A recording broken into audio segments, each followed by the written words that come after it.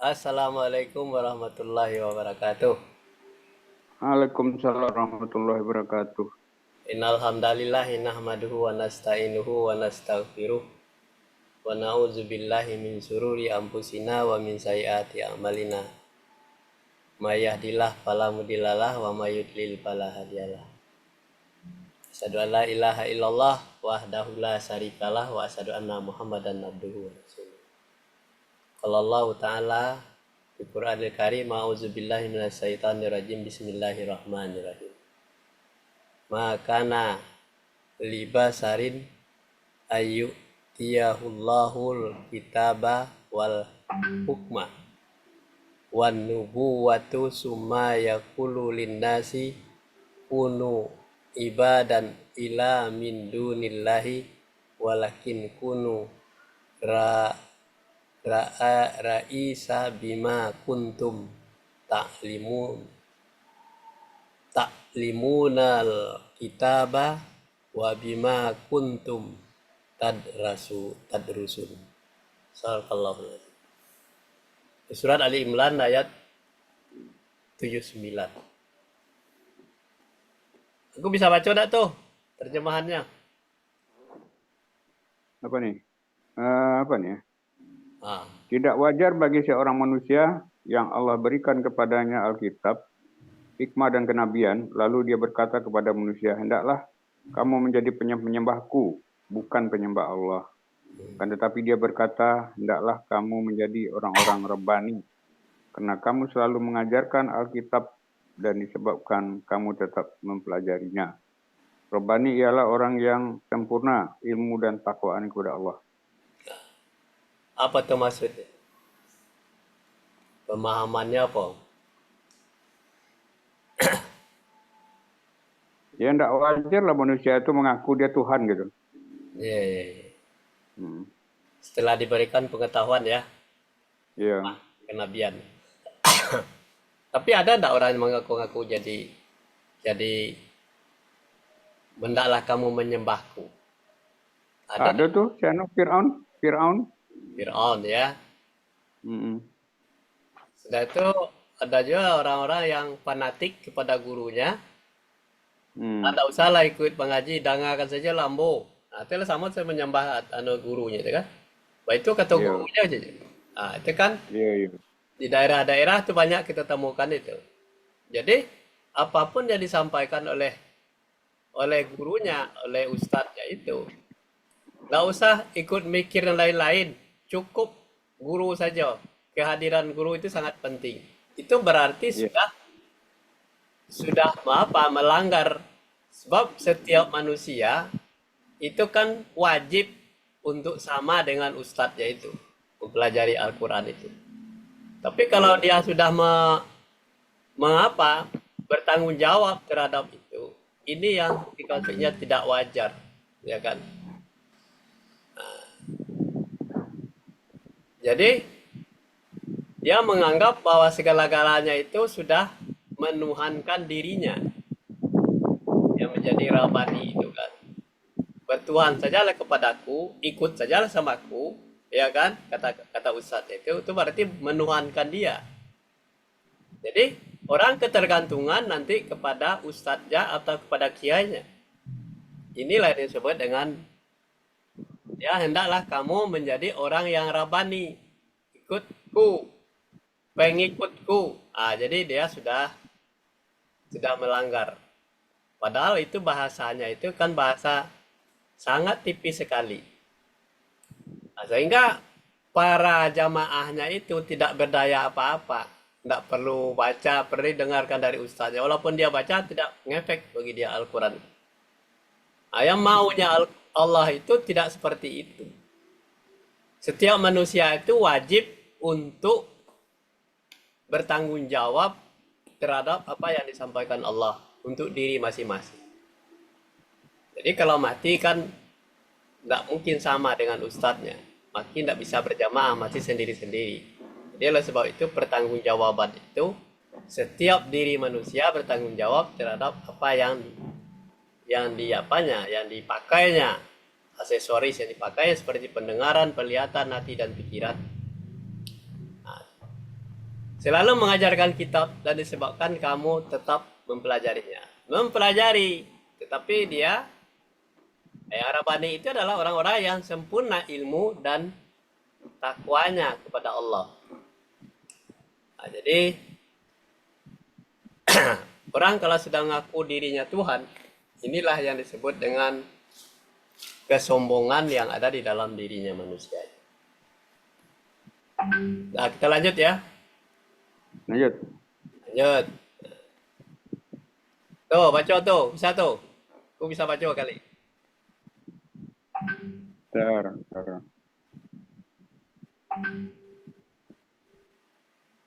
Nah, nih. Surat 17 Kan ya. nampak, Nas? Dah nampak? Nah, A'udzubillahi minasyaitonirrajim. Bismillahirrahmanirrahim. Wala taqfu ma laisa laka bi ilmun inna sam'a wal basara wal fuada ka kullu ulaika kana anhu mas'ula. Nah, terjemahannya apa tuh? dan janganlah kamu mengikuti apa yang kamu tidak mempunyai pengetahuan tentangnya. Sesungguhnya pendengaran, penglihatan, dan hati semuanya itu akan diminta pertanggungjawabannya. Tuh. Apa kaitannya dengan ayat yang tadi itu? Kalau dihubungkan itu. Ya artinya kan gini, kita tidak boleh taklid membabi buta. Artinya kalau sesuatu itu yang tidak ada ilmunya berarti itu yang keliru. Jadi seharusnya sesuatu yang kita laksanakan, yang kita ikuti itu memang ada dasar ilmunya. So, bagaimanapun itu akan diminta pertanggungjawabannya nanti di akhirat. Ya.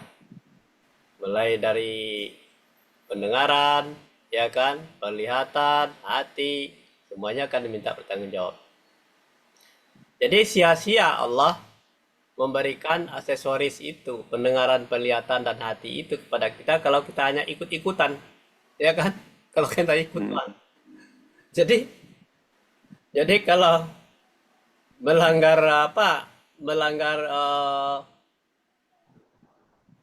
namanya ikrar kita di dalam ini wajatu wajhiya lillazi fatara samawati wal arda hanifa muslima wa ma'ana minal musyrikin. Inna salati wa nusuki wa maya wa mati lillahi rabbil alamin, ya kan? Sesungguhnya hidup matiku diserahkan kepada Allah. Jadi bukan diserahkan kepada ustadz, tetapi semuanya. Dan aku adalah orang yang pertama berserah diri, yang menyerahkan diri itu kita sendiri. Kalau kita pendengaran, penglihatan, hati kita itu semuanya sudah kita pertanggungjawabkan, itu kita lolos sebagai orang-orang yang tidak ikut-ikutan. Nah, ini masalahnya. Yang kebanyakan manusia itu ikut-ikutan. Kalau ustadznya itu memang dasarnya Al-Quran tidak masalah sebagai media pembelajaran. Tetapi ikut-ikutan itu kita harus menggunakan pendengaran, penglihatan, dan hati kita untuk menimbangnya. Jangan kita hanya terpaku kepada bahasa ustadznya, tetapi kita juga terpaku kepada Al-Qurannya. Kenapa kita harus itu?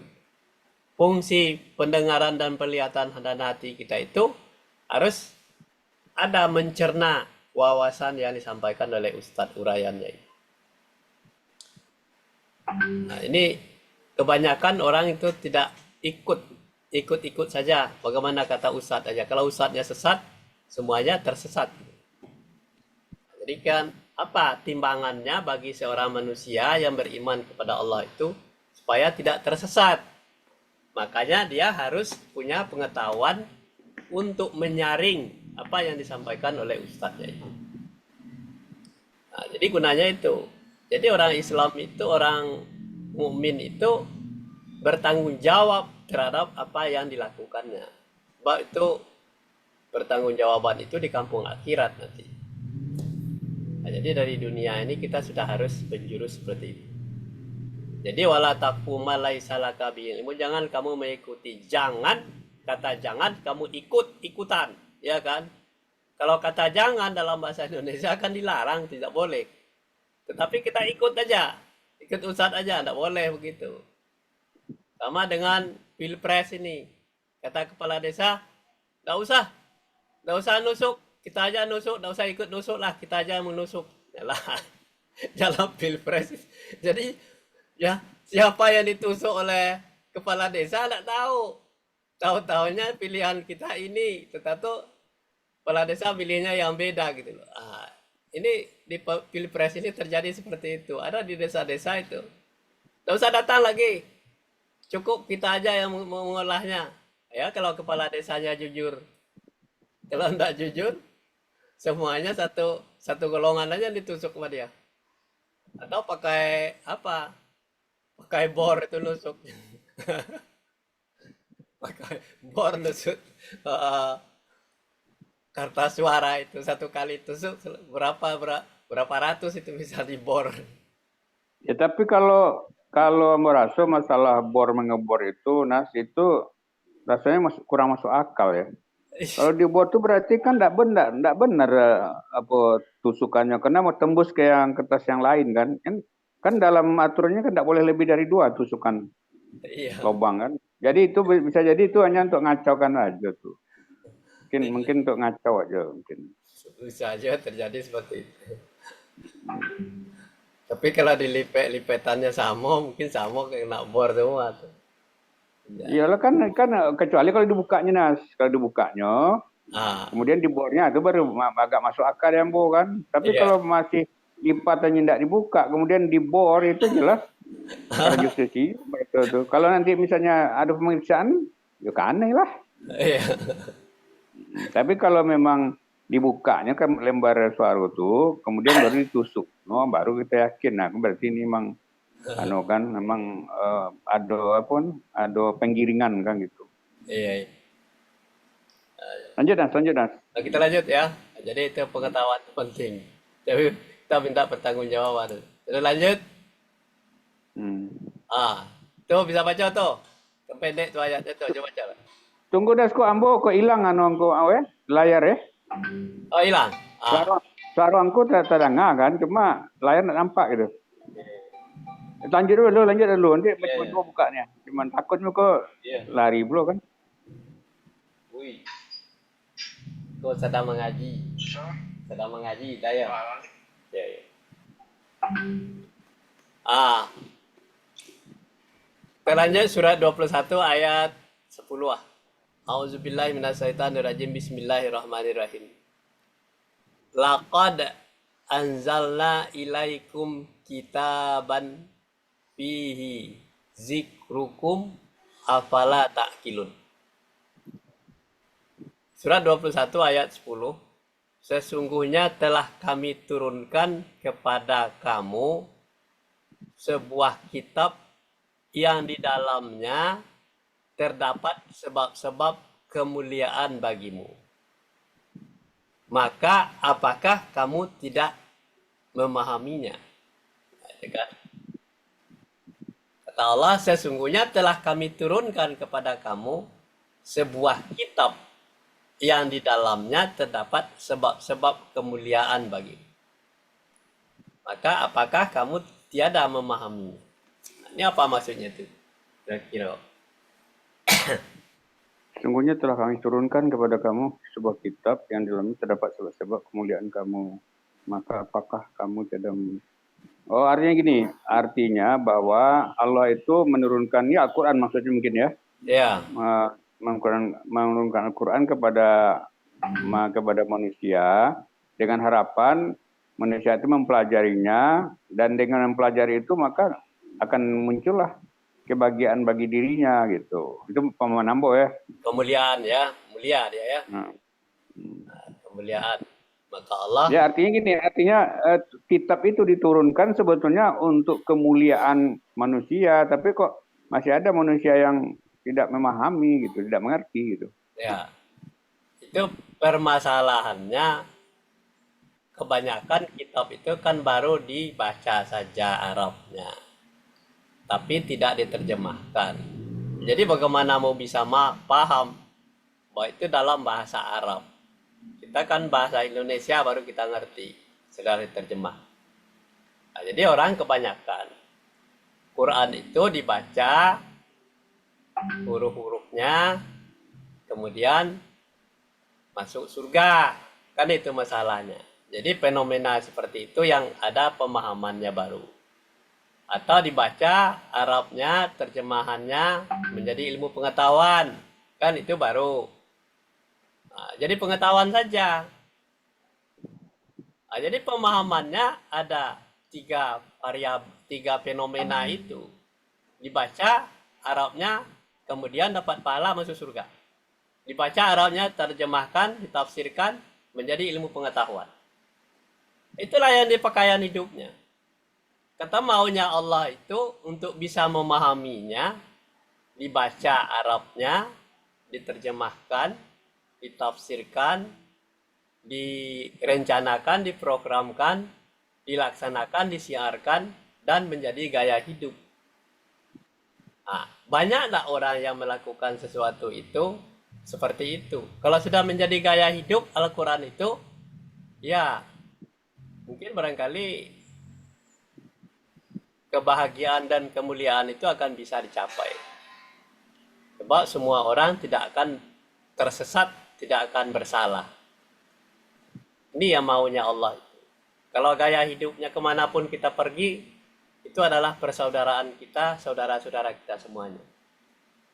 Tidak ada masalah, kecurigaan, segalanya tidak ada. Nah, ini yang menjadi orang bisa mulia itu kalau dia benar-benar memahami Al-Quran. Kita lanjut. Nah, terus. Tuh bisa baca tak? Ntar. Nah. Ntar. Mana? Terjemahannya, Jo. Terjemahan lah, Jo. Ya. Kita baca lo deh. Walaqad apa nih? Perjelas kurang bisa baca, Mas. Nah, walaqad yassarnal Qur'ana li zikri fahal mim mudakir. Apa tuh? Dan sesungguhnya telah kami mudahkan Al-Quran untuk pelajaran, maka adakah orang yang mengambil pelajaran? Artinya Al-Quran itu sudah lengkap, sudah rinci keterangannya, kemudian mudah dipahami. Tapi masih ada orang yang tidak mau belajar memahami Al-Quran. Ya. Adakah orang itu mengambil pelajaran? Nah, ayat tuh lanjut, ayatnya hampir sama tuh. 50 ayat 22. Baca lagi. Beda ayatnya. Ayatnya beda, suratnya sama. Balaqad basarnal Qur'ana dizikri fahal min mudakir. Ya. Sungguhnya telah kami mudahkan Al-Quran untuk pelajaran, maka adakah orang yang mengambil pelajaran? Sama lah maknanya. Sama ya. Padahal suratnya sama loh. Tapi ayatnya, kita lihat lagi ayat beda.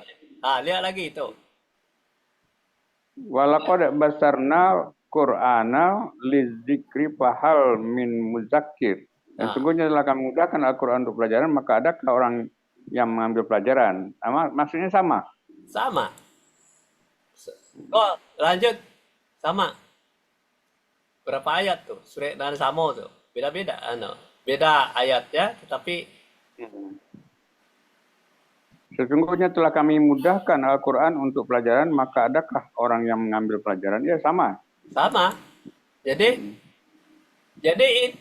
kenapa kalau menjadi pertanyaan bagi kita, masih ada tuh yang berikutnya itu 44-58. Ya, kenapa Allah begitu berkali-kali mengingatkan itu kan? Iya, di surat yang sama itu. Apa masalahnya itu? Jadi kalau kita analisa ayat demi ayat itu, dari 21, 22, 3 apa sampai itu ya, itu runtutnya ayatnya sama. Itu lihat surat 44 58 juga sama. Tadi surat 50 ini surat 40. Sesungguhnya kami mudahkan Al-Quran itu dengan bahasamu supaya mereka mendapat pelajaran. Nah, ini ditambah dengan bahasa. Tapi apakah kamu bisa mengambil pelajaran? Nah, kan 44 ayat 58. Hampir sama, tetapi supaya mereka mendapat pelajaran dengan bahasamu, ya kan? Kalau surat sampai pelampek kok, sampai pelampek 58. Kalau yang tadi 50 sampai 40 sesungguhnya telah kami mudahkan Al-Quran itu untuk pelajaran, maka adakah orang mengambil pelajaran? Kalau dan tadi itu yang terakhir itu, sesungguhnya kami mudahkan Al-Quran itu dengan bahasamu supaya mereka mendapat pelajaran. Nah, jadi ini yang jarang dibahas oleh orang. Kenapa surat yang berbeda-beda ayatnya, bunyi suratnya sama, tetapi nadanya sama, kok berulang-ulang Allah menyebutkan di sini? Apa kira-kira endingnya yang bisa kita ambil pelajaran dari? Yang pertama kan berarti masalah ini kan masalah yang penting, ya. Yang kedua, memang manusia itu boleh maaf lah ya, agak bebal gitu. Jadi harus diulang-ulang Allah mengingatkan gitu. Ya. Susah diajak gitu ya. Jadi Ya. permasalahannya itu susah. Padahal itu kata Allah cukup mudah. Kemudian dengan bahasamu supaya mereka mendapatkan pelajaran. Kan dengan bahasamu. Tapi kenapa orang enggan untuk tidak terbuka hatinya untuk mempelajari Al-Quran, itu yang menjadi suatu tanda tanya bagi kita. Kalau kita mengaku orang beriman kepada Allah, beriman kepada Quran, kitab, ya, kepada Nabi, itu harusnya Al-Quran itu menjadi sebuah magnet yang paling penting bagi kita untuk kita mempelajarinya. Dimanapun kita berada, selama Al-Quran itu ada dibaca orang, kemudian kita lihat, kita teliti ayat-ayatnya, diteliti bahasanya, dibahas, dikupas, itu hendaknya menjadi sebuah magnet. Ini permasalahannya apa yang menjadi beban bagi kita untuk masalah? Karena tidak menjadi magnet bagi kita untuk mempelajari Al-Quran. Nah, jadi kebanyakan magnetnya itu, kita itu lebih banyak bersantai. Ya kan? Bersantai dengan tipu daya dunia, kita macam-macam yang alasan kita untuk kita tidak mempelajari Al-Quran. Ini bukan di mana saja itu terjadi seperti itu. Di kelompok-kelompok ikatan keluarga segalanya itu tidak pernah orang menyebut Al-Quran itu skala prioritas. Kalau Al-Quran itu hanya dibaca untuk baca doa saja, ya, baca Al-Fatihah sudah selesai. Sudah itu tidak ada wujud untuk menyempurnakan akhlak manusia di dalam sebuah komunitas, tidak ada. Coba perhatikan. Padahal untuk orang kita bersatu hatinya itu, Quran itu adalah sebagai magnet yang paling bagus untuk menyatukan manusia. Kita dalam keluarga aja susah untuk mengajak seperti itu. Kenapa kita tidak membiasakan diri untuk menjadwalkan untuk kapan kita bisa mempelajari Al-Quran? Nah, ini sebuah tanda tanya bagi kita supaya kita bisa mengapresiasi ayat ini, supaya nanti kita bersama-sama membukakan hati diri kita untuk kita mempelajari Al-Quran. Jadikanlah Al-Quran itu sebagai magnet untuk kita dapat pelajaran dari sini. Kalau kita tidak pernah membaca ayat, tidak pernah kita kupas ayat, kita tidak tahu apa yang dibicarakan Allah dalam Al-Quran. Tidak ada. Dibuka Quran aja belum tentu buka Quran. Al-Quran dibeli. Paling-paling dengarkan pengajian di masjid, sudah itu Assalamualaikum, saatnya kita udah Assalamualaikum juga, udah selesai itu. Tapi kalau kita ngaji seperti ini, mudah-mudahan lah kita akan bisa mendengar rekaman ulangnya untuk kita selalu menggugah hati kita untuk mempelajari Al-Quran. Kita lanjut ya.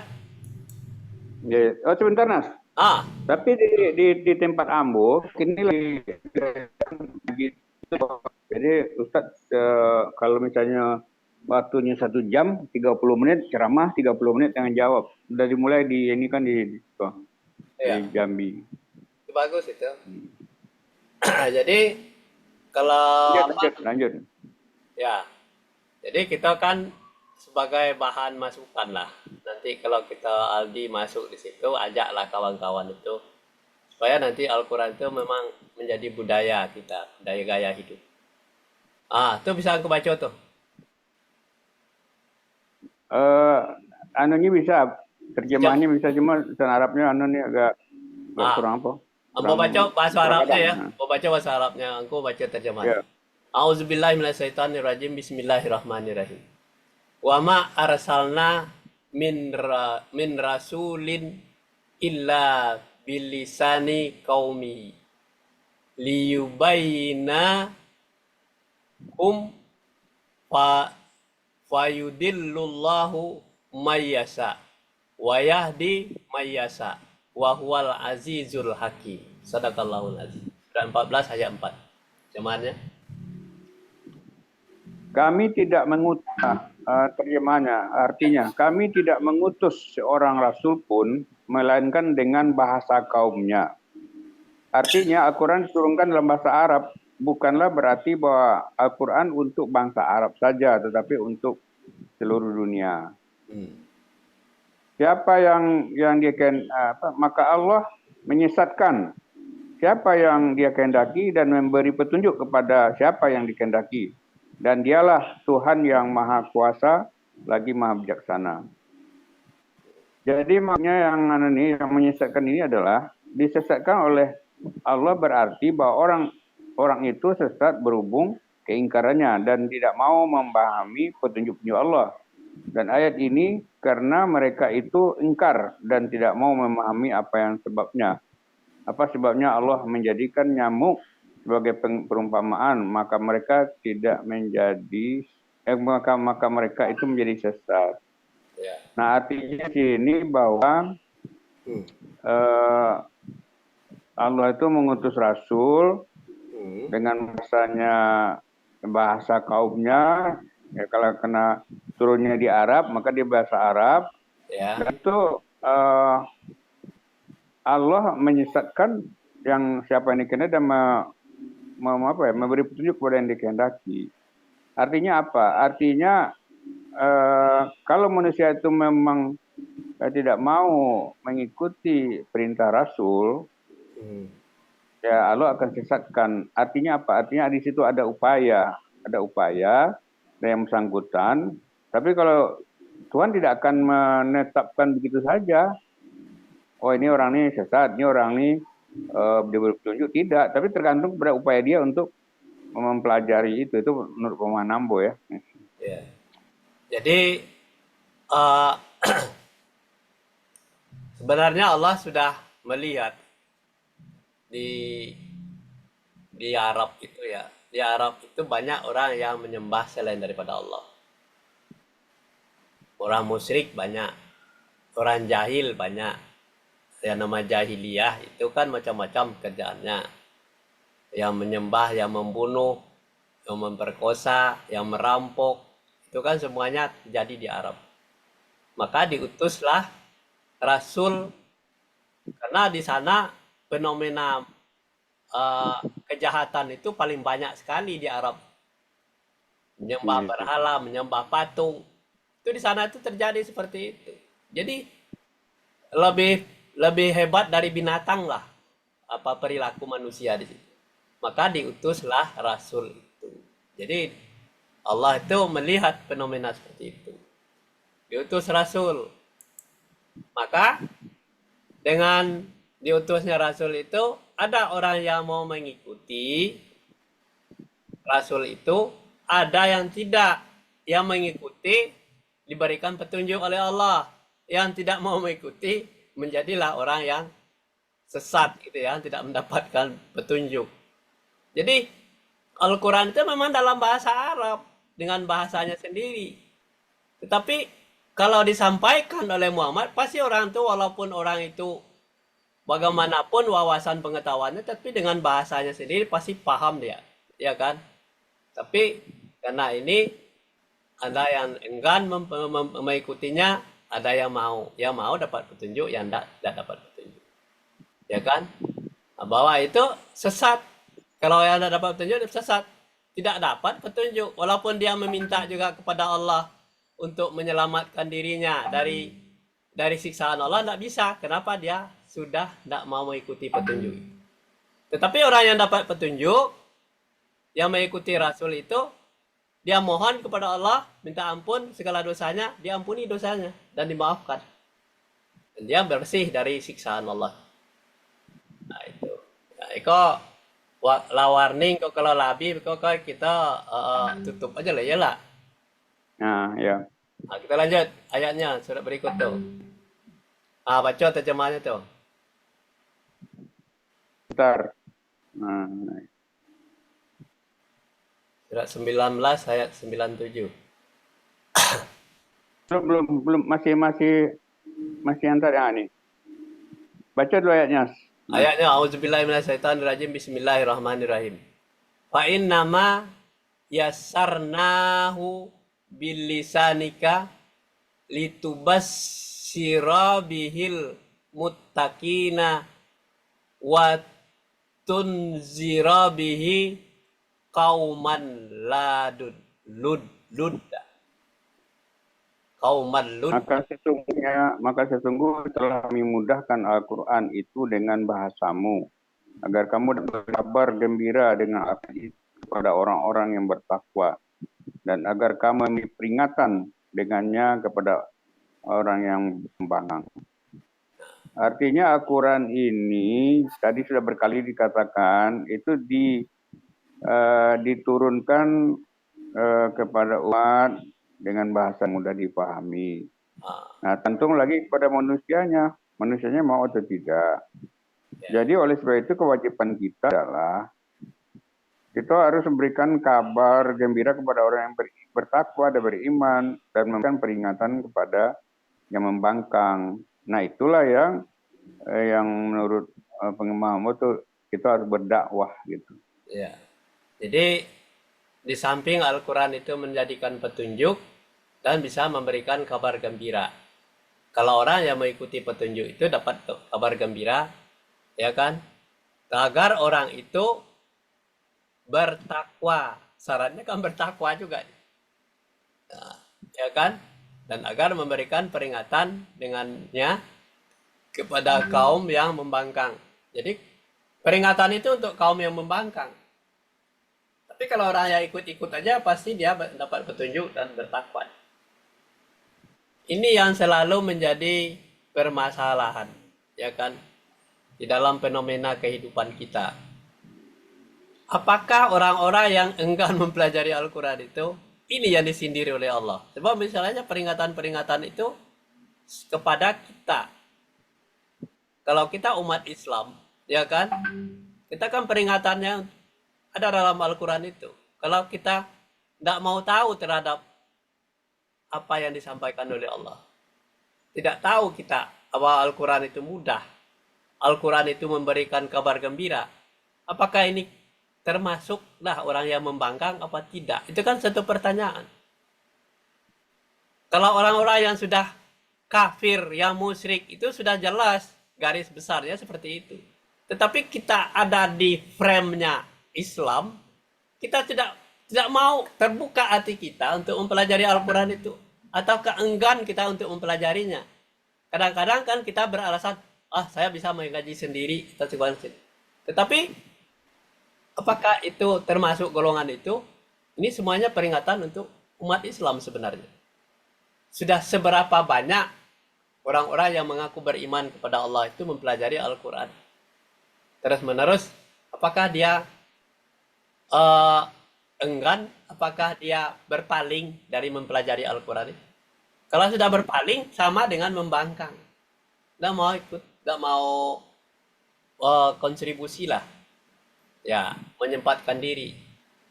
Mungkin barangkali secara bersama-sama mungkin kita bahas ayat ini, kita kupas supaya nanti kita membuka hati kita untuk kita Al-Quran itu menjadikan sebuah petunjuk dan menjadi gaya hidup kita. Sebab itu akan diminta pertanggungjawabannya nanti setelah hari kiamat, ya kan? Nah, jadi oleh sebab itu kita harus kupas ini. Sebab masalahnya, adanya masalah itu adalah di dalam kita sebagai umat Islam saja. Tapi kalau kita sudah sampaikan, mudah-mudahan itu ini menjadi sebuah peringatan, ya kan, kepada orang-orang yang mendengar pengajian kita ini. Kita lanjut ya. Ntar kalau habis Iya. waktu kita selesai.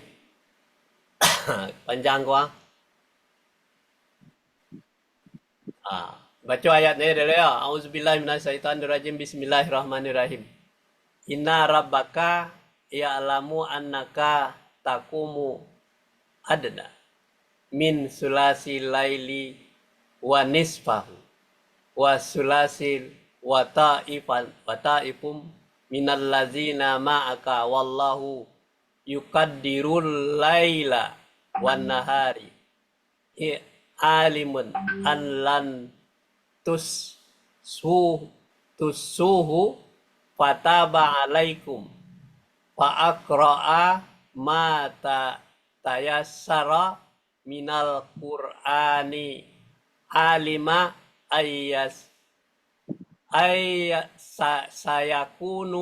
sayakunu minkum marda wa akharuna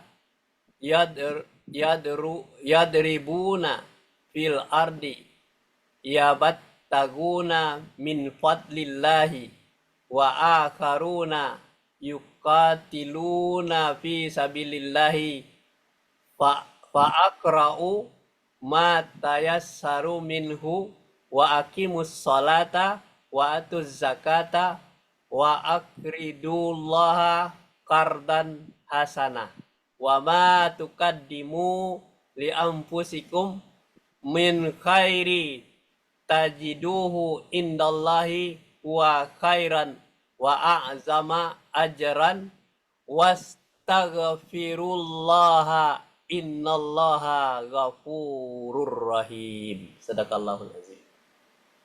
Kita lihat terjemahannya. Cobalah baca dan kutip. Surat 73 ayat. Sesungguhnya Tuhanmu mengetahui bahwasannya kamu berdiri atau sholat sembahyang kurang dari 2/3 malam atau 1/2 malam atau 1/3-nya atau demikian pula segolongan dari orang-orang yang bersama kamu dan Allah menetapkan ukuran malam dan siang. Allah mengetahui bahwa kamu sekali-kali tidak dapat menentukan batas-batas waktu itu. Maka dia memberi keringanan kepadamu. Karena itu bacalah apa yang mudah bagimu. Dari Al-Quran, dia mengetahui bahwa akan ada di antara kamu orang-orang yang sakit dan orang yang berjalan di bumi mencari sebagian karunia Allah. Dan orang-orang lain, apa Nina? Orang lain apa? Orang lain aja bawah itu terjemahnya tuh. Orang lain Mencari kebahagiaan. Orang lain selagi berperang. Tuh. Orang lain lagi berperang di jalan Allah. Oh ya, maka bacalah apa yang mudah bagimu dari Al-Quran dan jadikanlah sembahyang. Tunaikan zakat dan berikanlah pelajaran dan berikanlah pinjaman kepada Allah, pinjaman yang baik dan kebaikan apa saja yang kamu perbuat untuk dirimu, niscaya kamu memperoleh balasannya di sisi Allah sebagai balasan yang paling baik dan yang paling besar pahalanya. Dan mohonlah ampun kepada Allah, sesungguhnya Allah Maha Pengampun lagi Maha Penyayang. Tuh. Apa kita kira apa yang kau simpul